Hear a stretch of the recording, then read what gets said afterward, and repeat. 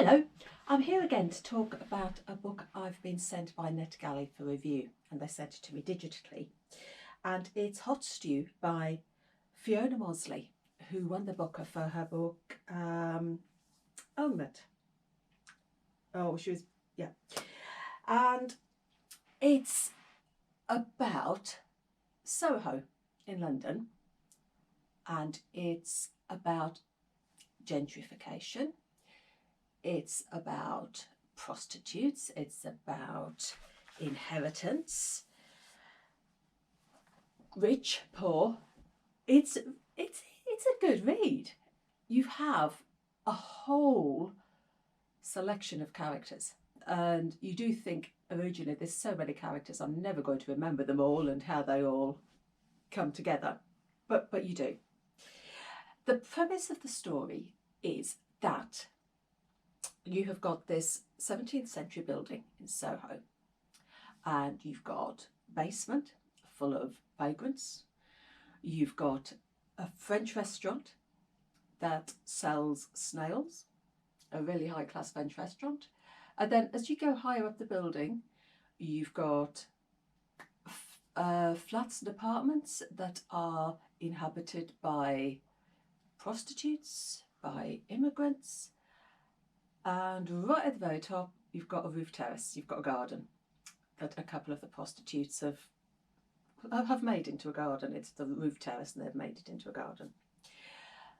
This building is owned by Agatha, and she is, I suppose she's almost the villain of the piece, because she wants to knock the building down and create high class apartments, a high class building. She wants to gentrify this part of Soho, which means getting rid of all the occupants of the building.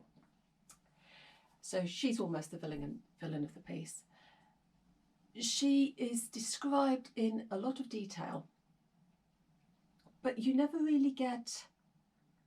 She's almost, well, to me, she's almost like I'd say a comic book villain, but she's not. She doesn't have any real substance. You never really get to know her. Her father was a gangster. He made his money by all the things that gangsters do. He employed hard men to carry out his bidding, and he made all his money that way. She is the fifth daughter, and she was born to a Russian woman who had an affair with this gangster when he was late in life, in his 70s, I think it was. And she became pregnant, and Agatha was born. And much to the displeasure of all his other daughters, he changed his will and left everything to Agatha. So through the story, you've got this battle with the sisters over the inheritance. Her mother, Anastasia, she spent her life, from the age of 14 upwards, going with wealthy men and getting as much from them as possible. So this was the family that Agatha was brought into. She's a billionaire. She's got all this wealth. She's got racehorses. She's got yachts. But you never get the impression that she's got anything else in her life apart from money. There's nothing else. She's almost one-dimensional. Well, this is my opinion. Yeah, everybody else has got opinions, but this is what I felt. At the other end of the spectrum, you've got the prostitutes. You've got Precious and Tabitha, and they are not. These characters are really well drawn. They are lovely characters, and they have got dignity. They're decent people.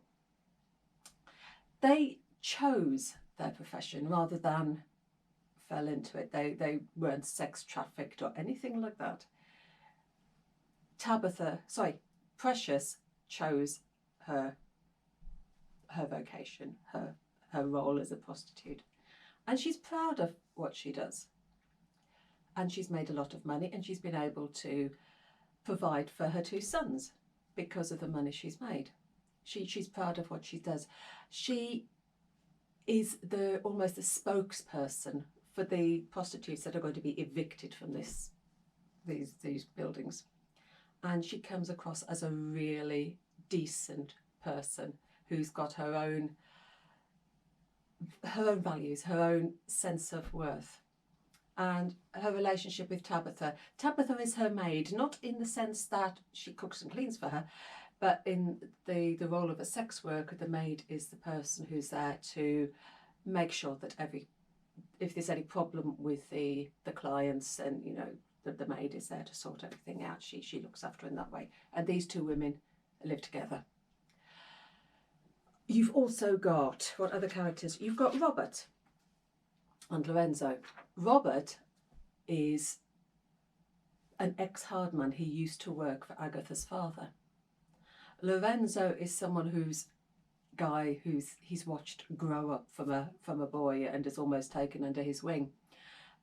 Lorenzo is an actor, and you're almost in the book, you get an almost sort of Game of Thrones-esque episode which focuses on the sex industry. Right, and it's sort of a different take on the sex industry to the one that you see with Precious. So you've got Robert, you've got Lorenzo. Going even further, you've got the vagrants who inhabit the basement. And these people, they don't have names. You've got the bishop, the archbishop. You've got Paul Daniels and Debbie McGee. They've all lost their names as they've lost their. It's almost as though they've lost their self-worth because they are now vagrants, and so they've lost their names. They've lost the right to have a name. And Debbie McGee and Paul Daniels, he does tricks in pubs. That's why he got the name, and because Debbie was always with him, she became Debbie McGee. Debbie is actually Cheryl, and she, without giving anything away, she undergoes a sort of metamorphosis in the book. You almost get a sense of unreality. You have I suppose it's almost like a fairy tale in a way. You sort of lose a sense of reality, whether it's going into sort of a fairy tale type thing. You've got an underground world. You've got the underground world of the vagrants. You've got the underground world of swimming pools and bars underground. You've got a sort of a different sort of world. You've also got underground with the building of the Crossrail Railway, where they're digging underground to make the tunnels. You've got a whole other layer underneath London, and these characters, they are almost Dickensian in the way they are drawn. If I've got anything negative to say about the book, it's that there are a couple of some of the characters you feel that she could have given you more for, that she could have done more with them, or given you a better understanding of them. I mean, there is one character who appears, he's there at the end of the novel, and he doesn't really appear anywhere else, and you sort of come to the end of the novel, you think, well, hang on, where did he appear? How does he fit into everything? There's just odd little things like that, and you think that they could have been more developed. But on the whole, I really enjoyed it, and the ending is, well, I'm not going to tell you the ending, but it's a very surprising ending. What happens to this building in the end? It's a very surprising ending, and I think you'll enjoy it. It's published. I think it's published either February, March. It's not out yet anyway, but it is coming out fairly soon. And it is you've got a whole list of characters, and you originally think that you've just got this character, this character, this character, this character, But as the book goes on, they all sort of weave together and you sort of see the interconnectedness of them more. And yeah, you will enjoy it because of all the characters, because it's almost a Dickensian feel to some of the characters. And the characters of Precious and Tabitha, yeah, they are beautifully drawn characters. So yes, when it comes out, pick it up. And Hot Stew by Fiona Mozley. So happy reading. I'll catch you again next time, and bye.